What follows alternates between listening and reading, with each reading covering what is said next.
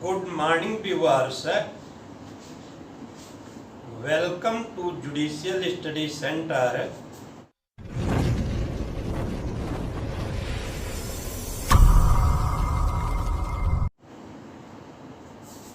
आज का टॉपिक है CRPC 1973 सेक्शन 2 डिफिनीशंस। सेक्शन 2 में तमाम परिभाषाएं दी गई हैं और ये परिभाषाएं बहुत इम्पॉर्टेंट हैं।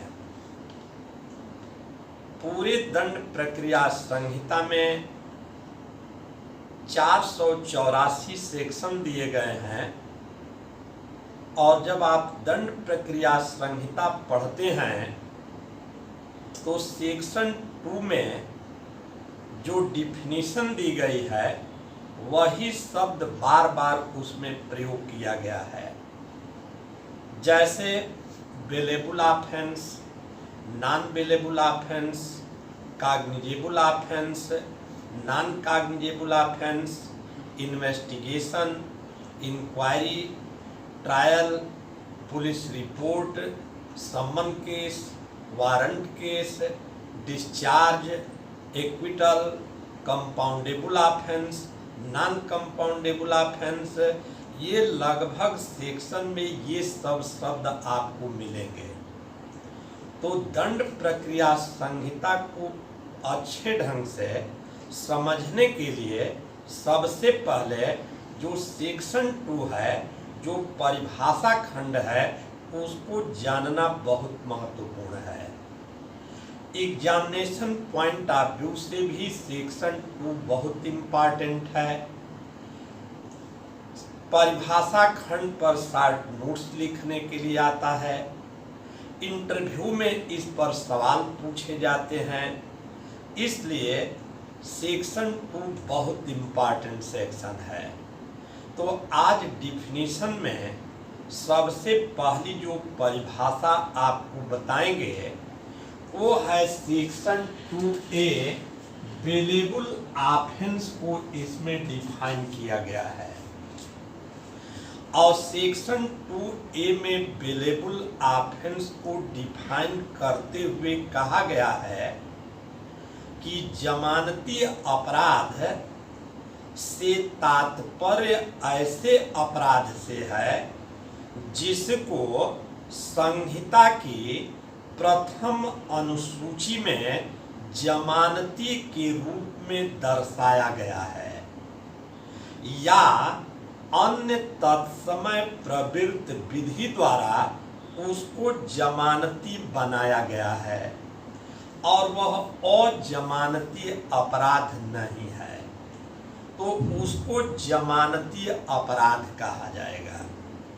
फिर से एक बार परिभाषा सुने कि सेक्शन 2A में बेलेबल ऑफेंस को डिफाइन करते हुए कहा गया है कि जमानती अपराध वह अपराध है जिसको संहिता की प्रथम अनुसूची में जमानती के रूप में दर्शाया गया है या अन्य तत्समय प्रवृत्त विधि द्वारा उसको जमानती बनाया गया है और अजमानती अपराध से भिन्न है। तो अब देखा जाए सेक्शन 2A में जो डिफिनीशन दी गई है, अब उसका एनालिसिस किया जाए तो बेलेबल ऑफेंस के लिए क्या क्या आवश्यक शर्तें हैं, जमानती अपराध किसे कहा जाएगा। तो देखें सेक्शन 2A का एनालिसिस करने पर सबसे पहली आवश्यक शर्त है कि बेलेबल ऑफेंस वह ऑफेंस है जो संहिता की प्रथम अनुसूची में जो फर्स्ट शेड्यूल है, इस फर्स्ट शेड्यूल में सोन एज बेलेबल अर्थात जमानती के रूप में दर्शाया गया है। या दूसरा पॉइंट इसमें फॉर टाइम बीइंग इनफोर्स कोई अदर लॉ है, कोई अन्य विधि है, तो उस अन्य विधि में मेड बेलेबल, उसको जमानती बनाया गया है। और तीसरी चीज कि वह नॉन बेलेबल ऑफेंस नहीं है, नॉन बेलेबल ऑफेंस नहीं है।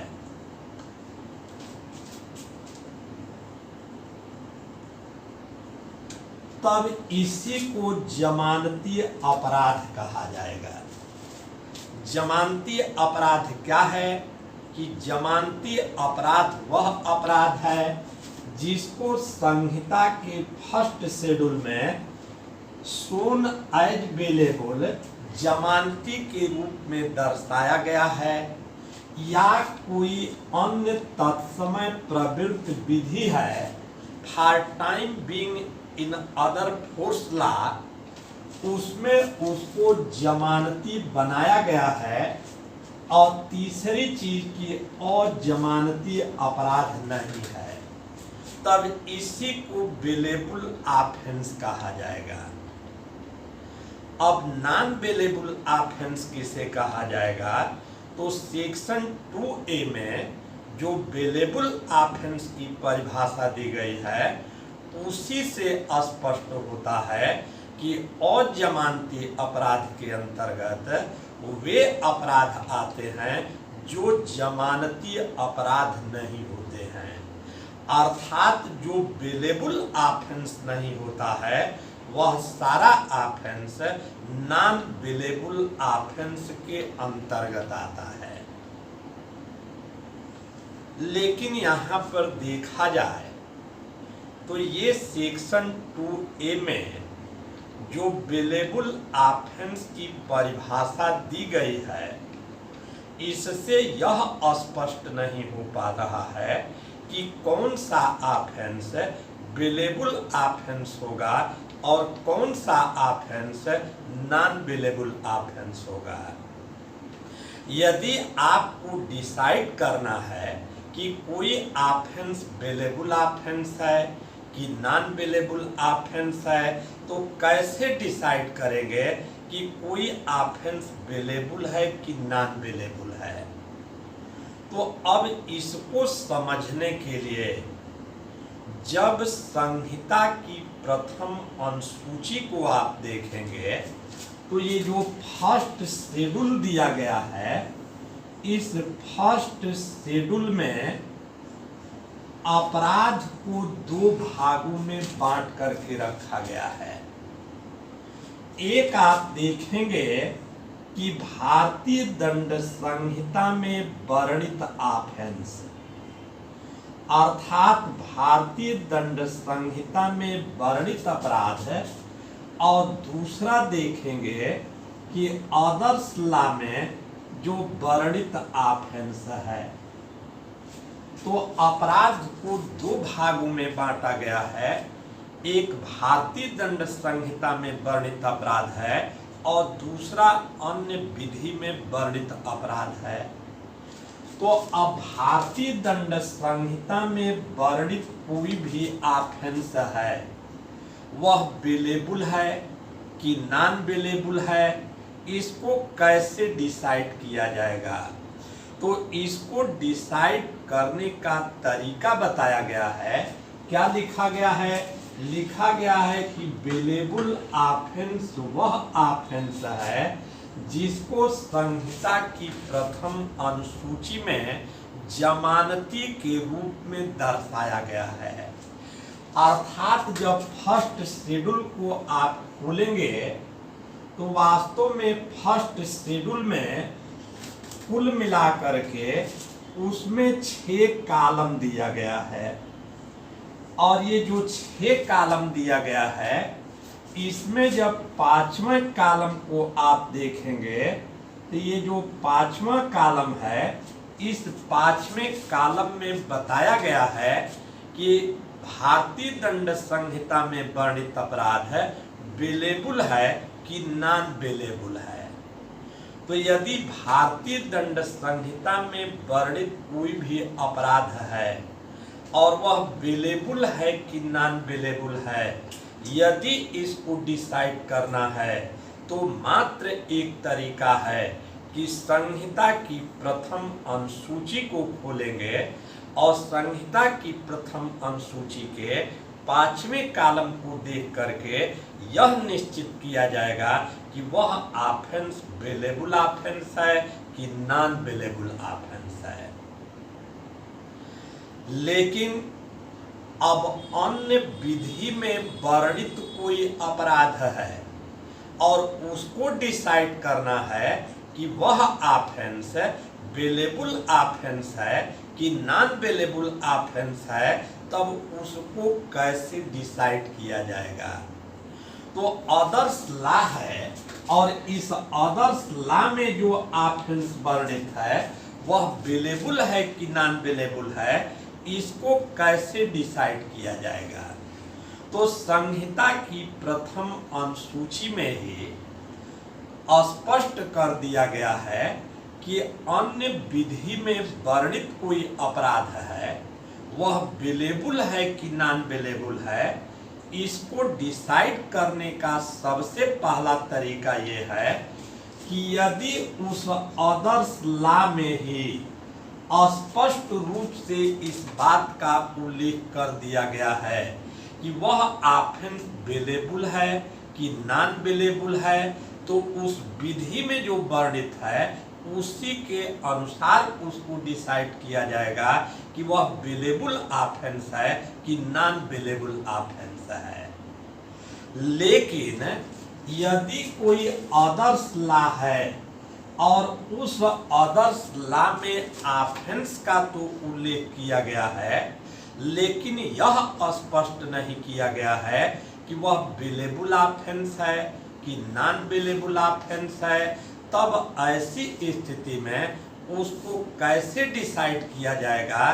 तो संहिता की प्रथम अनुसूची के लास्ट में इसका तरीका बताया गया है और वह तरीका ये है कि 3 बरस या 3 बरस से अधिक के कारावास से जो भी दंडनीय मामला होगा वह सब नॉन बेलेबल ऑफेंस के अंतर्गत आएगा और 3 बरस से कम या केवल जुर्माने से जो दंडनीय मामला होगा वह सब बेलेबल ऑफेंस के अंतर्गत आएगा।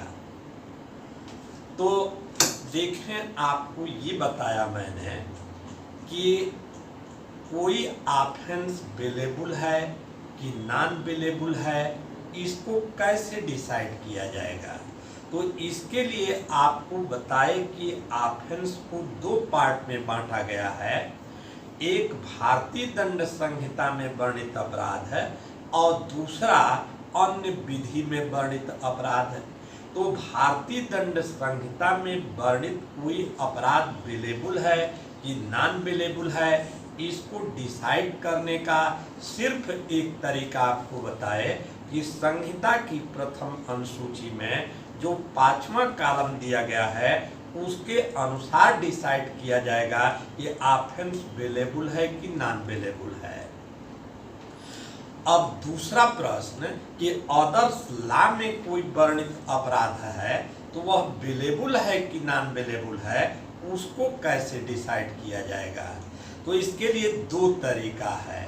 यदि अदर्स लॉ में ही स्पष्ट कर दिया गया है कि ऑफेंस बेलेबल है कि नॉन बेलेबल है तो उसी को माना जाएगा। लेकिन यदि अदर्स लॉ में ऑफेंस का तो उल्लेख किया गया है लेकिन यह स्पष्ट नहीं किया गया है कि वह बेलेबल है कि नॉन बेलेबल है, तब उसको कैसे डिसाइड किया जाएगा। तब उसको डिसाइड करने का तरीका संहिता की प्रथम अनुसूची में लास्ट में बताया गया है। और क्या बताया गया है कि 3 बरस या 3 बरस से अधिक के कारावास से जो दंडनीय मामला होगा वह सब नॉन बेलेबल ऑफेंस के अंतर्गत आएगा और 3 बरस से कम कारावास से दंडनीय मामला या केवल जुर्माने से दंडनीय मामला जमानती अपराध के अंतर्गत आएगा। यहाँ पर भी आपसे बहुत गलती होती है। जब प्रीलिम्स में सवाल पूछा जाता है तो ध्यान रखना है कि 3 बरस पूछा जाता है कि 3 बरस से दंडनीय मामला वह नॉन बेलेबल के अंतर्गत आएगा कि बेलेबल ऑफेंस के अंतर्गत आएगा। तो कंफ्यूजन होना शुरू हो जाता है। इसलिए ध्यान रखना है कि 3 बरस या 3 बरस से अधिक के कारावास से जो दंडनीय मामला होता है वह सब नॉन बेलेबल ऑफेंस के अंतर्गत आता है। 3 बरस से कम कारावास से दंडनीय मामला या केवल जुर्माने से दंडनीय मामला ये बेलेबल ऑफेंस के अंतर्गत आता है। तो ये आपने देखा कि बेलेबल ऑफेंस क्या है, नॉन बेलेबल ऑफेंस क्या है, यह कैसे डिसाइड किया जाएगा कि कोई ऑफेंस बेलेबल है कि नॉन बेलेबल है। अब देखें, जैसे विद्यार्थी से यह सवाल पूछा जाता है कि बेलेबल ऑफेंस और नॉन बेलेबल ऑफेंस में क्या डिफरेंस है, तो जनरली उत्तर यही आता है कि 3 बरस या 3 बरस से अधिक के कारावास से जो दंडनीय मामला होता है वह नॉन बेलेबल ऑफेंस के अंतर्गत आता है और 3 बरस से कम कारावास से दंडनीय मामला बेलेबल ऑफेंस के अंतर्गत आता है। लेकिन आज ये पूरी तरीके से स्पष्ट हो गया कि ये 3 बरस का नियम जो आपको बताए हैं यह नियम कहाँ पर अप्लाई करता है। ये जो नियम है यह केवल आदर्श लॉ में वर्णित अपराध के संबंध में लागू होता है। अतः भारतीय दंड संहिता में वर्णित कोई अपराध बेलेबल है कि नॉन बेलेबल है, इसको डिसाइड करना है तो यहाँ पर 3 बरस का नियम लागू नहीं होता है। भारतीय दंड संहिता में वर्णित कोई अपराध बेलेबल है कि नॉन बेलेबल है, इसको डिसाइड करना है तो केवल संहिता की प्रथम अनुसूची के 5वें कॉलम को देख करके ही डिसाइड किया जाएगा कि वह ऑफेंस बेलेबल ऑफेंस है कि नॉन बेलेबल ऑफेंस है। फॉर एग्जाम्पल, अभी भारतीय दंड संहिता की धारा 497 जो एडल्ट्री है, जिसको 2018 में Joseph Shine versus Union of India की केस में सुप्रीम कोर्ट ने अनकॉन्स्टिट्यूशनल घोषित कर दिया है। केवल समझाने के लिए उदाहरण आपको बता रहे हैं कि धारा 497 में एडल्ट्री के लिए जो दंड का प्रावधान है वह 5 बरस है कि 5 बरस तक का कारावास हो सकता है। लेकिन प्रायः इसको पूछा जाता रहा है कि एडल्ट्री बेलेबल ऑफेंस है कि नॉन बेलेबल ऑफेंस है। तो धारा 497 में 5 बरस का दंड का प्रावधान है और यदि 3 बरस का यहाँ नियम लागू कर देंगे तो उसके अनुसार देखने पर लगेगा कि यह नॉन बेलेबल ऑफेंस है। लेकिन जब संहिता की प्रथम अनुसूची में 5वें कॉलम को आप देखेंगे तो भारतीय दंड संहिता की धारा 497 को उसको बेलेबल ऑफेंस बनाया गया है।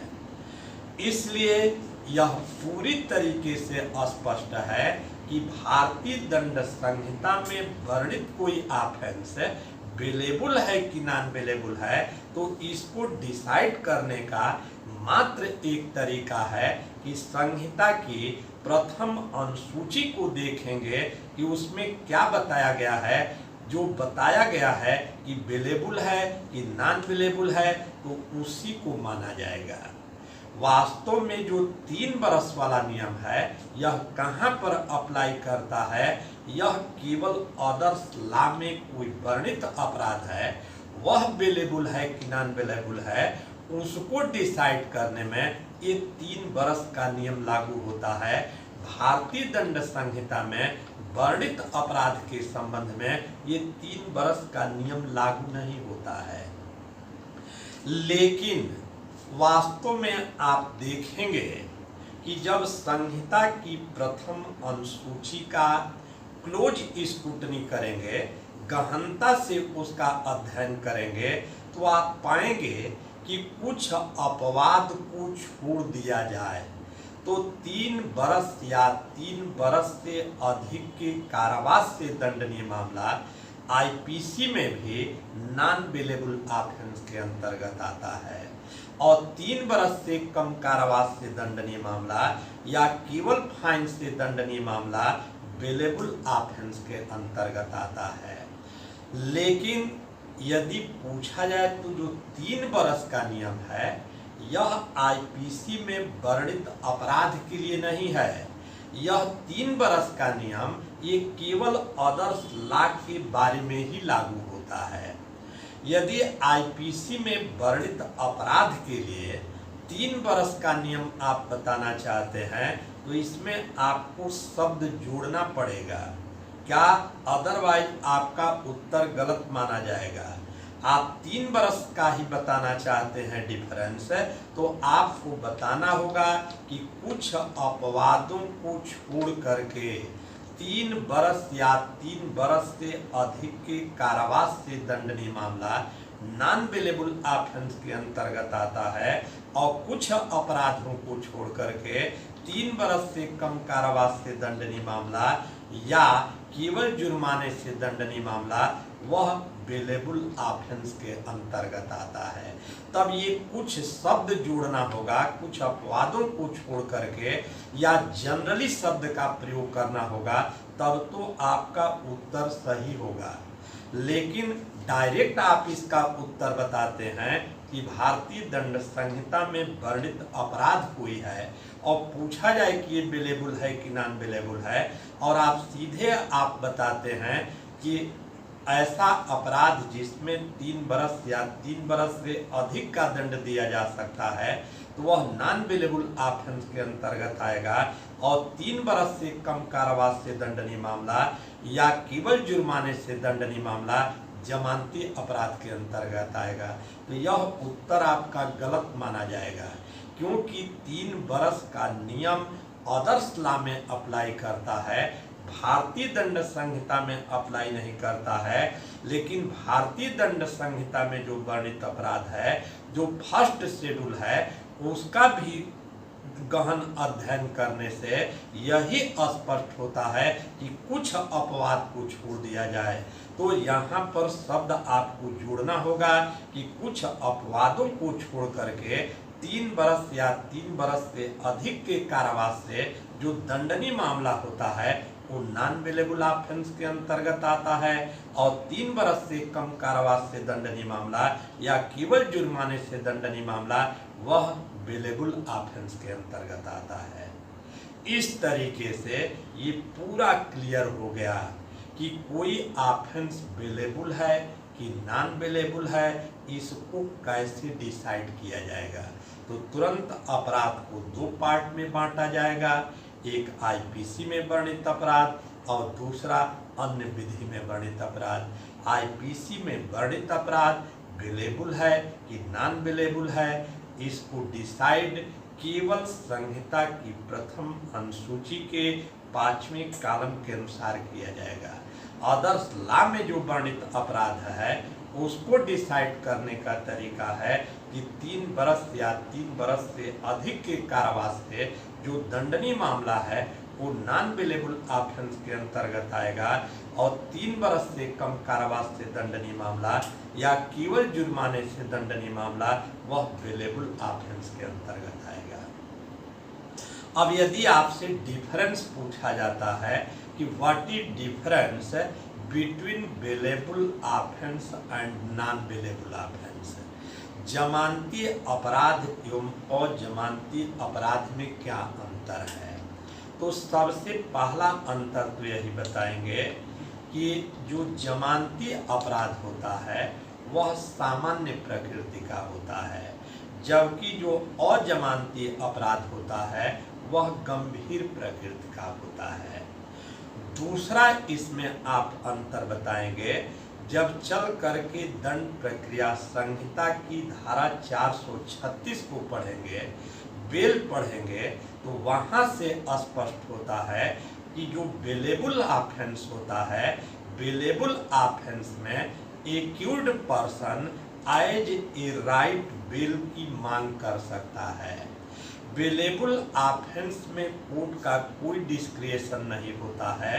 अभियुक्त व्यक्ति अधिकार स्वरूप जमानत की मांग कर सकता है, लेकिन जो नॉन बेलेबल ऑफेंस होता है उसमें जमानत का दिया जाना टोटल कोर्ट का डिस्क्रिएशन होता है।